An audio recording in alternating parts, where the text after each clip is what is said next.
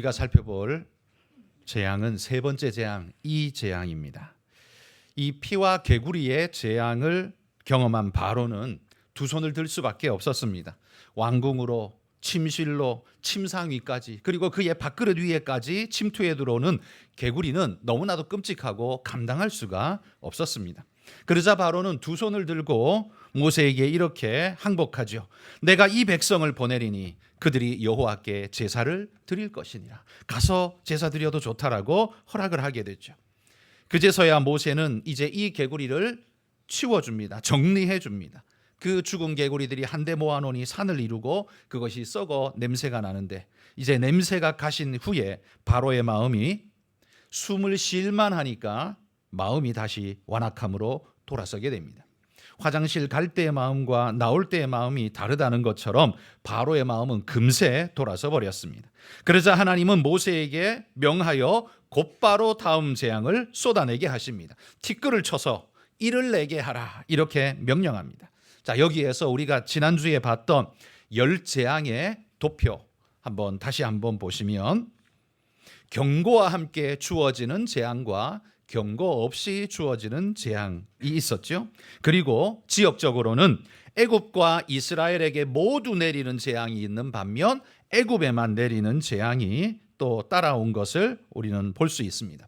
이렇게 이 가로 세로 두 부류의 우리가 구분으로 이 열 재앙을 구획해 볼 수 있는데, 오늘은 또 다르게 한번 구획을 해보도록 하겠습니다.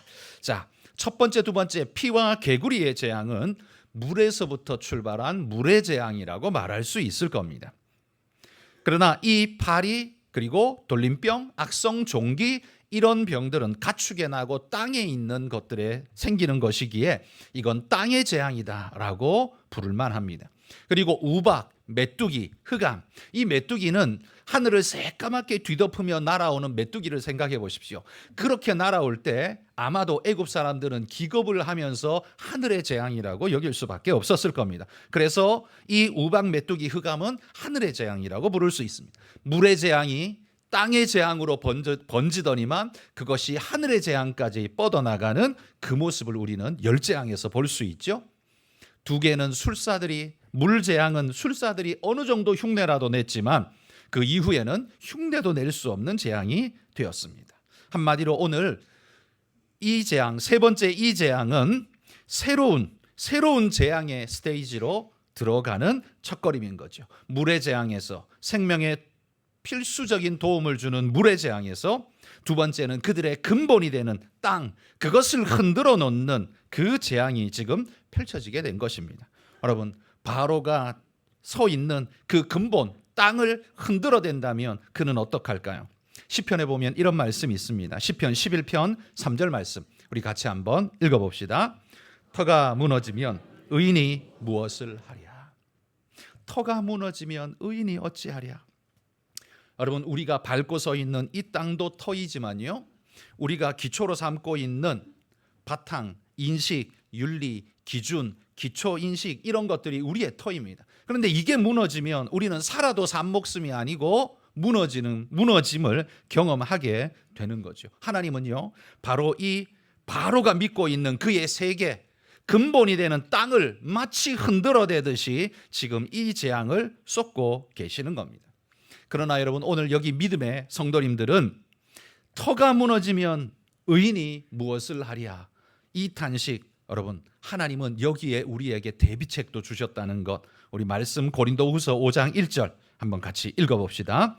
만일 땅에 있는 우리의 장막집이 무너지면 하나님께서 지으신 집 곧 손으로 지은 것이 아니요 하늘에 있는 영원한 집이 우리에게 있는 줄 아느니라. 여러분, 우리의 기초가 되는 것이 무너진다 할지라도, 비록 이 땅에 살아가는 우리의 장막집이 허물어진다 할지라도 영원한 하늘의 집, 하나님의 영원한 축복은 우리에게 늘 있다는 사실을 기억하고, 무너질 것 같은 어려움의 순간에도 여러분 마음 단단히 먹고 믿음으로 승리하는 우리 성도님들 되시기를 소망합니다. 또한 이 첫 번째, 두 번째 재앙은요, 술사들도 흉내를 내기는 했습니다. 억지로라도 흉내는 조금 냈어요. 그래서 바로는요, 그 흉내내는 술사를 보면서, 봐라, 우리 술사들도 그 정도는 한다. 너 모세, 이건 신의 능력이 아니라 모세 너가 술수를 부리는 거야. 우리도 그 정도는 해. 라면서 바로가 버틸 수 있는 버팀목이 되어줬습니다. 마치 바로가 버팅기는데 옆에서 아론과 훌이 손들어주는 것처럼 술사들이 그를 보조해 주었다는 말이죠. 그런데 이 세 번째 재앙부터는요, 술사들이 도저히 따라할 수가 없게 된 겁니다. 그러니 술사를 의지하던 바로도 홀로 이제 외로이 남게 된 거죠. 홀로 버텨야 하니 그 시간이 얼마나 힘들었겠습니까? 아마 훨씬 더 두려웠을 겁니다. 그런데 이 세 번째 재앙인 이 재앙에는 특이점이 몇 가지 있는데요. 첫 번째는 경고 없이 주어진 심판이라는 겁니다. 앞에 첫 번째, 두 번째는 경고가 주어지고 줬는데 이번에는요, 경고 없이 그냥 다짜고짜 하나님이 재앙을 쏟으셨습니다. 이유가 뭘까요? 15절에 보시면 바로가 숨을 쉴 수 있게 되자 마음을 완강하게 했다라고 표현하고 있습니다. 그러니까 하나님께 순종하려던 마음을 돌이켜서 완악함으로 돌이켰다는 거죠. 왜냐하면 이거 숨 쉴 수 있을 때 되니까 야, 이거 내가 이거 실수한 거 아니야? 내가 얘들 다 보내면 얼마나 손해보는데 없던 걸로 해. 안 보내 하고 덮어버렸다는 거죠. 그러니까 하나님과의 맺은 언약을, 약속을 깨버린 그에게 하나님이 경고 없는 심판을 그에게 쏟아부어 주신 겁니다. 여러분, 경고 없는 심판, 그게 어떤 의미일까요? 제가 얼마 전에 유튜브를 통해서 TV 프로 세상에 나쁜 개는 없다라는 프로 하나를 봤습니다. 여러분도 이 프로 보시는 분들이 아마 있으리라 생각하는데요. 반려동물, 반려개와 반려묘 이 행동 치료를 통해서 그 아이들을 치료하고 고쳐가는, 주인들이 개를 몰라서 이 통제 안 되고 어려움을 겪는 그들에게 이 행동치료사 선생님이 가서 그것을 교정해주고 도와주고 가르쳐주는 그런 좋은 프로그램이죠. 여기 보니까 이 행동치료사 선생님이 이런 말씀을 하시더라고요. 반려견이 주인을 향해 으르렁거리는 것은 평화의 사인이다, 이러는 거예요. 아니, 개 주제에 감히 주인한테 으르렁거리면 맞아야지, 그렇게 생각할 것 같은데 이게 아니야. 그게 아니라 평화의 사인이래요. 이게 왜 평화의 사인이지 하니까 그분이 이렇게 설명해요. 그 반려견이 지금 뭘 표현하냐면 자기는 이거 싫으니까 더 이상 하지 않으면 나는 아무 짓도 안 할 거예요 라는 사인을 지금 보낸다는 거예요. 그러니까 주인에게 지금 그거 하지 마세요, 나는 싫어요 라는 사인을 보낸 이야기라는 거예요. 그래서 주인이 그거 알아듣고 너 이거 싫구나, 그럼 안 할게, 그러면 아무 일이 없다는 거예요. 그 개도 착하게 말을 잘 듣는다는 거예요. 근데 주인이 그 사인을 못 알아듣고 계속 찝쩍거리고 덤벼들면 어떻게 해요? 그러면 왕하고 깨무는 일이 벌어지게 된다는 거예요. 그런 의미에서 이 반려견이 그 자기 밥도 주고 사랑해주고 키워주는 주인이 그 주인을 향해서 으르렁거리는 때가 있는데 그건 싸우자는 소리가 아니라 평화의 사인이다, 이렇게 받으면 된다라고 하는 거예요. 저도 그 프로 보면서 한 가지 배웠습니다. 저는 개를 좋아하거든요. 키우지는 않지만 저는 개를 좋아합니다. 개가 주인에게 그렇게 할 때가 있는데 그게 평화의 사인이구나. 여러분, 하나님의 경고가 끝나는 날은 어떤 날이겠습니까? 하나님이 사인을 주시는데 더 이상 사인을 주지 않는 날은 어떤 날일까요? 그건 바로 심판이 곧장 쏟아부어지는 날일 겁니다. 경고라는 건 그런 의미에서 보면 이거 경고는 표현 자체가 두렵고 좀 무서운 표현이 경고라는 표현이지만 사실 그건 하나님의 평화의 사인인 거예요. 너가 순종하면 아무 일 없을 거야 라는 평화의 사인이라는 거예요. 나는 네가 내 말을 듣고 바로 이 은혜의 축복을 누렸으면 좋겠어 라는 하나님의 평화의 사인이라는 말이죠. 그런데 바로는 지금 어떡합니까? 계속해서 거부하고 있는 겁니다. 하나님을 무시하는 겁니다. 열재앙이 계속 될 수밖에 없었던 이유는 바로가 하나님의 평화의 사인을 계속 무시하고 완악함으로 공격하기 때문에 열재앙이 지속될 수밖에 없었다는 말이에요. 이렇게 바로가 지속적으로 하나님의 명령을 무시하고 완악함을 풀지 않자 하나님이 모세에게 이렇게 명령합니다.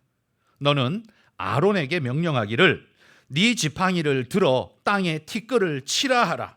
그것이 애굽 온 땅에서 이가 되리라 이렇게 명령합니다. 티끌을 쳐라. 어떻게 쳤을까요? 땅에다가 지팡이 이렇게 세로로 쿵 찍었을까요? 아니면 골프 치듯이 스윙을 했을까요? 어쨌든 땅에 티끌을 날리는 그런 액션을 보였죠. 그러자 그 티끌이, 날아오른 티끌이 이가 되어 번졌다라고 합니다. 그러면서 바람을 타고 날아가서 온 사방에 흩어지게 되는 겁니다. 바로 여기에 하나님의 놀라운 창조의 능력이 또 한 번 역사합니다. 티끌을 쳤는데요, 그 티끌이, 무생물 티끌이 생명으로 이로 변하여지는 겁니다. 이전에 지팡이를 뱀으로 바꾸듯 하나님께서 또 한 번 기적의 역사를 이렇게 베풀어 내신 거죠. 그런데 여기 이로 변했다고 할 때 이 우리 한글 성경이 이라고 번역하는 이 단어의 히브리어 원어는 키님이라는 단어를 쓰고 있다고 합니다. 키님. 이게 어떤 의미인가 하면 이건 이만 가리키는 게 아니라 이, 각다기, 모기 등 여러 가지로 그런 벌레, 작은 해충 벌레 같은 것들을 일컫는 단어라고 합니다. 여러분, 고대 언어는요 21세기 지금 우리의 언어처럼 세분화되어 있지 않습니다. 우리는 살아가면서 필요에 따라서 계속해서 세분화시켜서 모든 언어가 아주 세분화되어져 있습니다. 그러나 고대에는 그런 식으로 말하지 않죠. 그냥 뭉뚱그려서 이야기하는 겁니다. 뭐 예를 들자면 우리는 배추김치도 있고 갓김치도 있고 총각김치도 있고 물김치도 있고 무슨 김치도 있지만 통칭으로 뭐예요? 그냥 김치예요. 그죠? 그냥 김치. 그런 것처럼 고대에는요 그걸 그렇게 세분하지 않고 그냥 통으로 그냥 불렀다는 거예요. 그러니까 이것도 키님이 될 수 있고 저것도 키님이 될 수 있는 거예요. 그래서 여러분, 이 키님이라는 히브리어 단어가 쓰인 오늘 이 본문을 영어 성경에서는 영어 성경이 버전이 참 많지 않습니까? 여러 버전이 있는데 그 영어 성경이 어떻게 번역했냐면 어떤 성경책은 이 이라고 말하지 않고 각다기라고 이야기를 하고 어디에는 이라고 또 번역하고 어떤 영어 성경에는 모기라고 번역하기도 합니다. 똑같은 키님이라는 한 단어인데요, 번역하는 책들마다 다 다르게 번역해요. 왜겠습니까? 이걸 다 통칭하고 있는 뭉뚱그린 단어가 그 단어이기 때문이에요. 그래서 우리가 그냥 이라고만 단순하게 딱 고정짓기에는 그 시대의 언어가 좀 컸기 때문에 우리는 그냥 한국인이니까 한국어로 번역한 이 이라는 것으로 우리는 이해하고 그냥 넘어가도록 하겠습니다. 그런데 이나 목이나 특징이 뭐예요? 사람을 물고 피를 빨아먹죠. 그러니까 기생하는, 그러니까 뭐 그런다고 우리가 당장 죽지는 않죠. 그런데 어떻게 해요? 번거롭고 귀찮잖아요. 그리고 짜증이 나죠. 그런데 여러분, 이 작고 보잘것없는 이게 작지만 숫자가 엄청나게 많아지면 이건 심각한 문제가 되죠. 17절 하반부에 보시면요, 애굽 온 땅의 티끌이 다 이가 돼요 이렇게 표현합니다. 애굽의 모든 티끌이 다 이가 됐다고 표현하고 있어요. 이거 정말일까요? 그러면 땅바닥이 전부 다 새까맣게 이로 깔려있는 모양, 형국처럼 되겠죠? 그런데 이건 하나도 남김없이 이가 되었다는 말이 아니라 그 의미는 수를 헤아릴 수 없는 어마어마한 숫자의 이가 발생하게 되었다는 바로 그런 표현인 거예요. 한두 마리 정도면 여러분, 우리 모기 한두 마리 성가시고 귀찮게 여길 겁니다. 그죠? 그러나 여러분 방 안에 모기가 1억 마리 들어있다고 생각해 보십시오. 아마 그럼 우리는 죽을 거예요. 물려서. 그렇죠? 물려서 죽을 겁니다. 그러니까 이게 한두 마리 있으면 귀찮은 거지만 이게 수억 마리, 수십억 마리가 있으면 이건 귀찮은 게 아니라 죽음의 문제라는 말이에요. 아무리 작고 보잘것없는 하나님이 티끌을 이로 만들어서 에게게 그거 무슨 힘이 있어 라고 말하지만 여러분, 그 작고 보잘것없는 미물이지만 하나님께서 그걸 보내시니까 그 크고 강대한 제국 애굽 바로도 두 손을 들고 벌벌 길 수밖에 없는 상황이 만들어지는 걸 보십시오. 그러니까 지금 하나님이 바로에게 이렇게 말하는 거예요. 바로야, 네가 신이라고 생각하냐? 너는 아무것도 아니야. 이 하나에도 절절매면서 어찌할 바를 모르는 그런 유약한 작은 존재일 뿐이야 라고 지금 하나님이 가르쳐주고 있는 거예요. 여러분, 하나님은 이 작은 것을 통해서도 큰 자를 꺾으시고 하나님의 큰 영광을 나타내신다는 사실을 여러분 굳게 믿으시기를 소망합니다. 우리 지난주에 읽었던 고린도전서 1장 27, 28절 오늘 다시 한번 읽어봅시다. 그러나 하나님께서 세상에 미련한 것들을 택하사 지혜 있는 자들을 부끄럽게 하려 하시고 세상에 약한 것들을 택하사 강한 것들을 부끄럽게 하려 하시며 하나님께서 세상에 천한 것들과 멸시받는 것들과 없는 것들을 택하사 있는 것들을 패하려 하시나니. 여러분, 아무리 작은 것이라도 하나님이 쓰시면 무서운 것이 될 줄 믿습니다. 여러분, 우리는 하나님 세상 앞에 참 보잘것없습니다. 여러분, 어쩌다가 이렇게 됐는지 모르지만 세상이요, 교회를 정말 하찮게 여깁니다. 이렇게 많이 성도들이 모이는데도 불구하고요, 두려워하지도 않고 거들떠도 안 봅니다. 그래서 이번에 10월 27일 날 이 차별금지법이라는 이름만 그럴싸한 평등법이라는 좋은 이름 붙여가지고 이 국민들을 속이면서 포괄적 차별금지법을 만들어서 모든 것을 억제하고 억압하려는 이런 법을 지금 통과시키려고 하죠. 그래서 교회가 그 광화문에 100만 명이 모여서 함께 그 일을 했습니다. 아마 세상이 조금 놀라지 않았을까요? 교회가 맨날 지들끼리 싸우고 맨날 헛짓거리 하는 줄 알았더니만 저렇게 모이기도 하네. 저렇게 세를 규합할 수 있네. 저 잘못 건드리면 저 큰일 나겠네. 라는 생각을 조금은 하지 않았을까요? 여러분, 우리는 세상이 무시하고 천시하는 작은 존재입니다. 이 같은 존재입니다. 오늘 세상이 우리를 그렇게 여깁니다. 그렇지만 그런 우리가 함께 모여 하나님의 은혜를 노래할 때는 그게 어마어마한 능력으로 나타나게 될 줄 믿습니다. 여러분, 우리가 보잘것없는 작은 자라고 여러분 낙심하고 꼬리 내리고 무너지지 말고 하나님이 나 같은 작은 자를 들어 쓰시면 크고 강한 자를 꺾으시는 하나님의 무기로 사용할 수 있을 줄 믿습니다. 하나님, 나를 그렇게 사용하여 주옵소서라고 하나님께 맡기는 그런 분들이 되시기를 소망합니다. 그런데 이가 티끌을 치니 이가 되었다라고 했습니다. 티끌. 여러분, 이 티끌이라는 히브리어 단어도 아파르라는 단어인데요. 이거 뭐냐면 먼지예요. 먼지로 번역할 수 있는데, 애굽 땅이 그 사막 땅 아닙니까? 거기에 참 먼지들이 얼마나 많아요. 그들이 발을 그냥 내딛고 쿵쿵쿵 밟고만 지나가도 거기에 펄펄 일어나는 먼지가 그게 또 얼마나 많겠습니까? 그러니까 이 애굽 땅의 먼지는 어마어마하게 많은데 작고 보잘것없어서 바람에 날리는 그 보잘것없는 거지만 수는 측량할 수 없을 만큼 어마어마하잖아요. 그런데 그게 이로 바뀌었으니 이게 어떤 일이 나타나겠습니까? 여러분, 이 일이 어떤 의미가 있는가 하면요, 애굽인들이 섬기는 신 중에 사막과 모래폭풍의 신이 있습니다. 그 이름은 세트라는 신인데요, 여기 그림에 보시는 것처럼 저 머리를 한번 보십시오.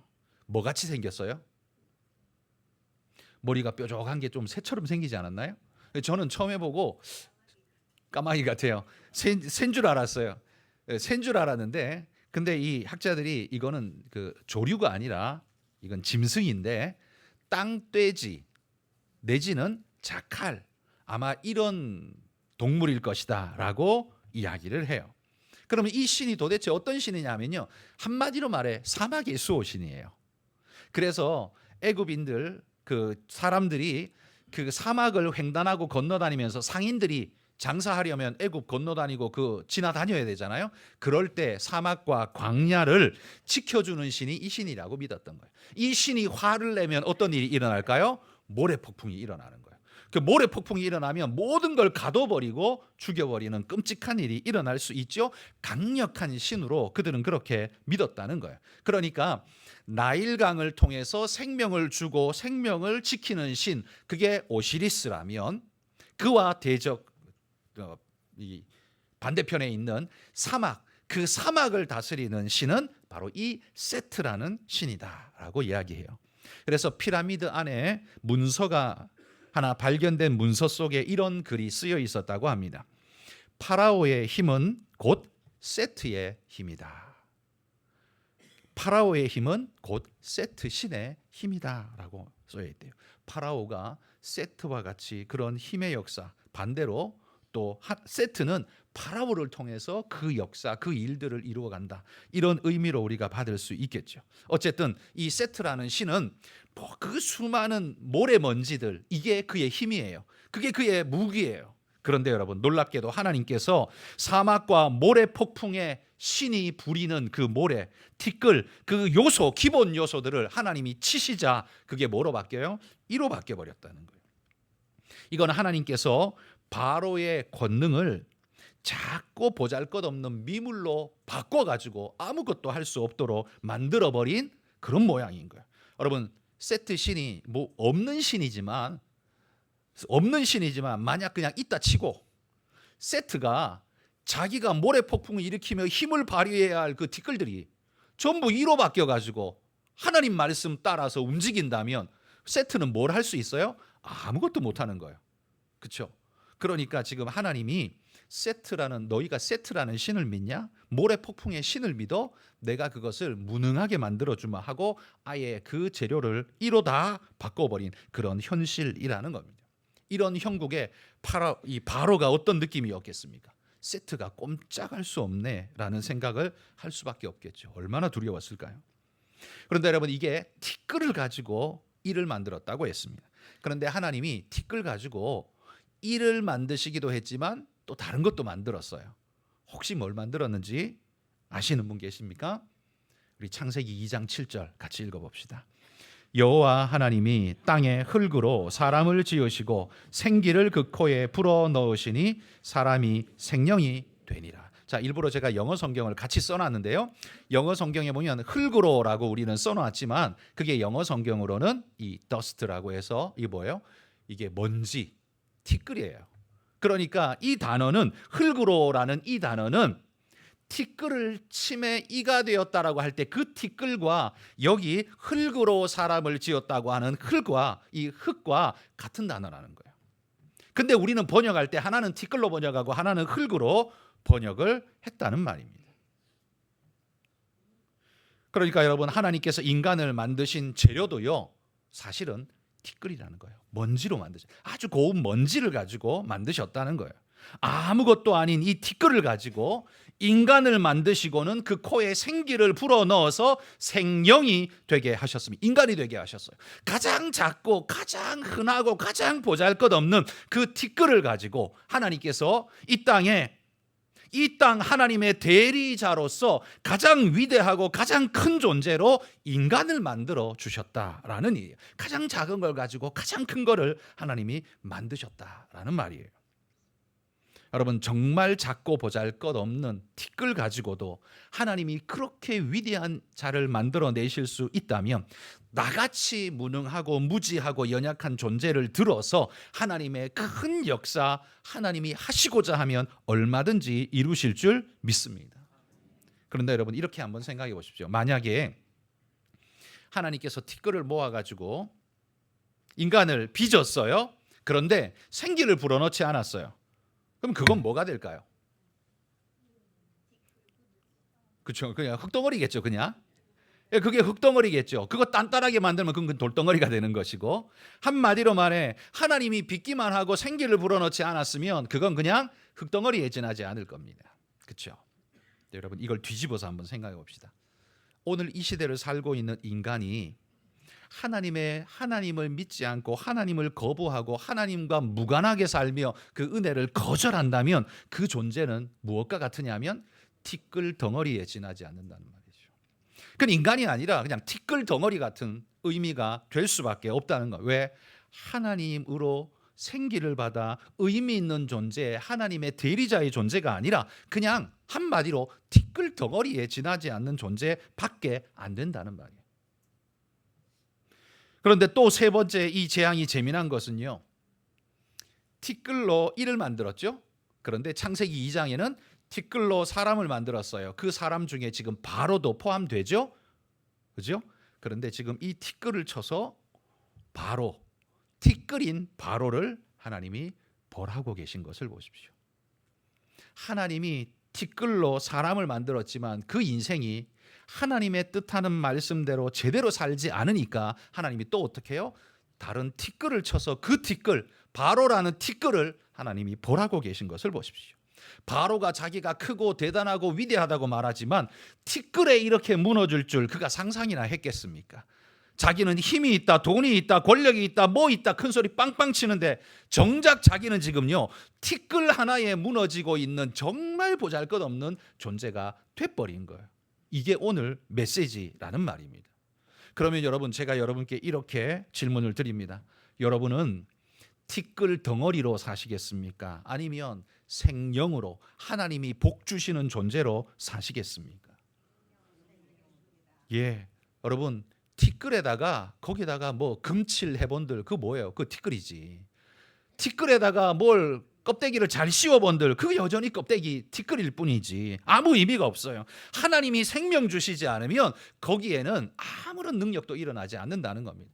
그러나 여러분, 가장 작고 보잘것없는 우리이지만 세상이 볼 때는 니까지 거 이렇게 표현할 만큼 우리는 능력도 힘도 돈도 권력도 아무것도 없는 존재이지만 하나님이 우리에게 생기를 불어넣고 하나님이 성령을 불어넣고 은혜를 불어넣으시면 우리는 하나님의 큰 일을 하는 생명, 하나님의 역사하는 종이 될 줄 믿습니다. 여러분, 그걸 소망하며 살아가시기 바랍니다. 내가 티끌이라고 주저앉고 낙심하고 무너지고 하나님한테 원망하고 그런 거 하지 말고, 티끌이지만 하나님이 권능의 지팡이로 치시면 나 같은 티끌도 하나님의 권능의 무기로 쓰임받을 줄 믿습니다. 여러분, 이게 그리스도인의 이 자존감이어야 합니다. 이게 우리의 믿음이어야 합니다. 돈 없다고 힘 없다고 백 없다고 주저앉지 말고 하나님이 나를 쓰시고자 한다면 나는 바로도 꼼짝 못하게 만드는 하나님의 큰 위대한 무기가 될 수 있다는 사실 기억하고 여러분, 그런 자긍심을 가지고 살아가시기를 축복합니다. 우리 또 한 가지, 세 번째 이 재앙인 이 재앙의 또 다른 특이점이 하나 있죠. 애굽의 술사들이 따라할 수가 없었다는 사실입니다. 18절에 보면 이렇게 말합니다. 요술사들도 자기 요술로 그같이 행하여 이를 생기게 하려 하였으나 못하였고 이가 사람과 가축에 생긴지라, 이렇게 말합니다. 요술사들은요 피재앙, 개구리 재앙 이거 어떻게든 조금 흉내내 가지고 자기도 한다고 폼을 잡았습니다. 하나님은 그랬겠죠. 그래? 한번 해봐. 따라 한다고? 그래, 한번 해봐. 하나님이 왜 그렇게 내버려 뒀을까요? 그들이 대단해서 내버려 둔 게 아니에요. 하나님이 그들을 내버려 두신 이유는 오히려 너희가 지금 따라한다고 하지만 기껏해야 한두 개 하다가 주저앉게 될 거야. 그러면 그 주저앉을 때 그는 뭐라고 말하게 될 것인가? 하나님의 영광을 그가 스스로 노래할 수밖에 없는 거예요. 그 일을 하나님은 기대하는 거예요. 그런데 결국 어떤 일이 벌어져요? 이 요술사들이요 티끌이 이가 되게 하는 이 놀라운 기적을 보면서 자기들도 뭔가 해보려고 하는데 안 돼요. 안 되니까 그들이 바로에게 이렇게 말합니다. 이는 하나님의 권능이니이다. 이 속에 담겨 있는 의미가 뭐예요? 이건 못 따라합니다. 이건 사람이 한 게 아니에요. 당신은 빨리 포기하시고 엎드리세요. 이 말을 하는 거죠. 바로가 그렇게 믿고 의지하던 자들이 무너지면서 오히려 하나님을 높이고 있습니다. 하나님을 안 믿는 자가 하나님을 높이고 있어요. 바로 이것 때문에요. 하나님이 첫 번째 재앙, 두 번째 재앙에 술사들이 거짓으로 따라할 때 하나님이 내버려 두신 거예요. 그래, 한번 해봐. 그래, 한번 해봐. 근데 기껏해야 두 개, 그것도 흉내 비스무리하게 내다가 스스로 주저앉아서 이건 하나님의 권능입니다라고 하나님을 찬양하고 있는 모습을 우리는 발견하죠. 여러분, 하나님께서 피재앙과 개구리 재앙 때에 속임수로 바로와 애굽을 속이던 그들, 그 술사들을 묵묵히 내버려 두신 이유는 하나님 알고 계셨던 거죠. 이후에 더 큰 역사가 일어날 걸 알고 계셨어요. 여러분, 요술사들이 한 말, 이는 하나님의 권능이니이다 라고 말할 때요, 이 권능이라는 이 단어가 히브리어 원어에는 손가락이라는 단어로 쓰고 있다고 합니다. 손가락.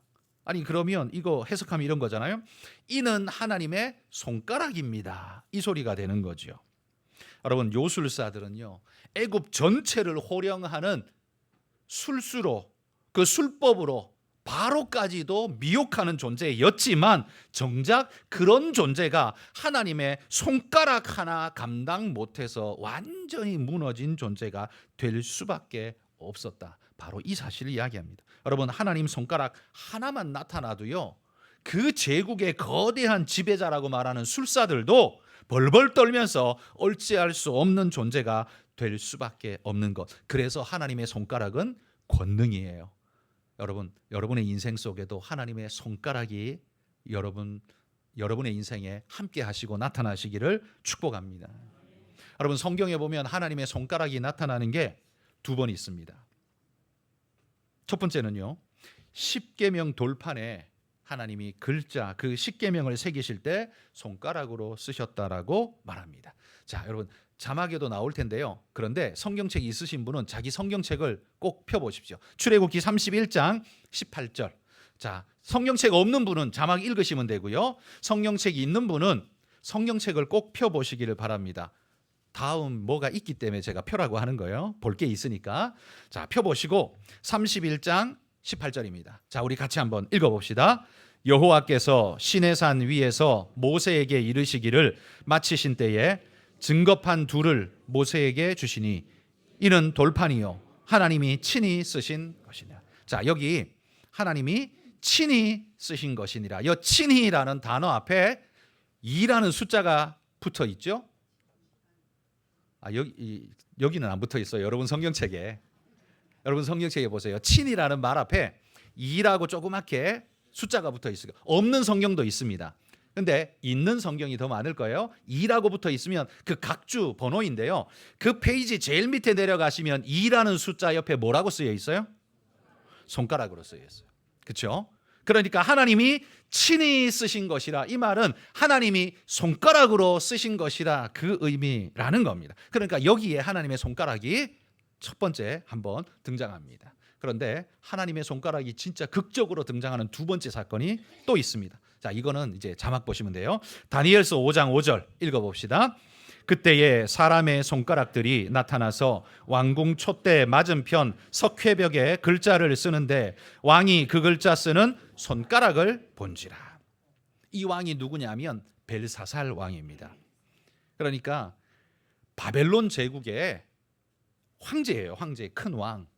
이 왕이 두려운 게 뭐가 있고 무서운 게 뭐가 있습니까? 한날은 이 벨사살 왕이요, 왕궁에서 연회를 여는데, 야, 오늘은 저 예루살렘 거기 성전에서 가지고 온 그 기물들 있지? 그거 가지고 와. 거기서 나는 그걸로 나 술 마실 거야. 그래가지고 하나님의 성전에 쓰던 컵을 가지고 와서 거기다가 자기 술 따르고 자기 술 퍼마시고 앉아 있었던 거죠. 그러니까 하나님이 진노하시면서 여기 손가락이 갑자기 술 마시고 있는 벨사살 맞은편 벽에, 흰 벽에 손가락이 나타나더니만 손가락으로 글자를 하나님이 써내려 가시는 겁니다. 이 사실을, 이 광경을 술 마시다가 갑자기 본 벨사살이 얼마나 놀랐겠습니까? 사람이 쓰면이야 뭐 사람이 썼나 보다 하지만 손가락만 떡하니 나타나 가지고 글자를 쓰고 있으니까 이게 얼마나 충격적인 사실이에요. 그래서 그의 두려움이 그 다음 절에 나옵니다. 다니엘서 5장 6절 읽습니다. 이에 왕의 즐기던 얼굴빛이 변하고 그 생각이 번민하여 넓적다리 마디가 녹는 듯하고 그의 무릎이 서로 부딪힌지라.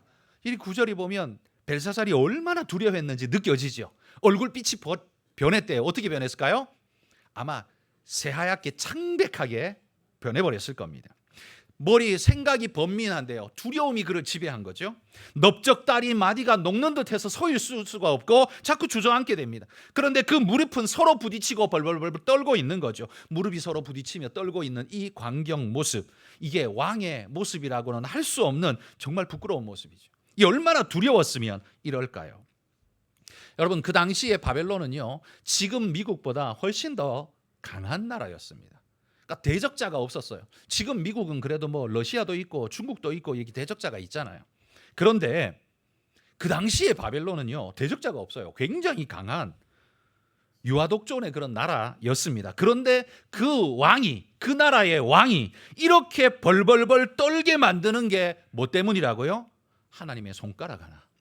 그러니까 하나님의 손가락 하나만 나와도요, 제국의 황제가, 그 모든 권세를 가진 제국의 황제가 벌벌 떨 수밖에 없는 그런 놀라운 은혜의 일들 일어난다는 것.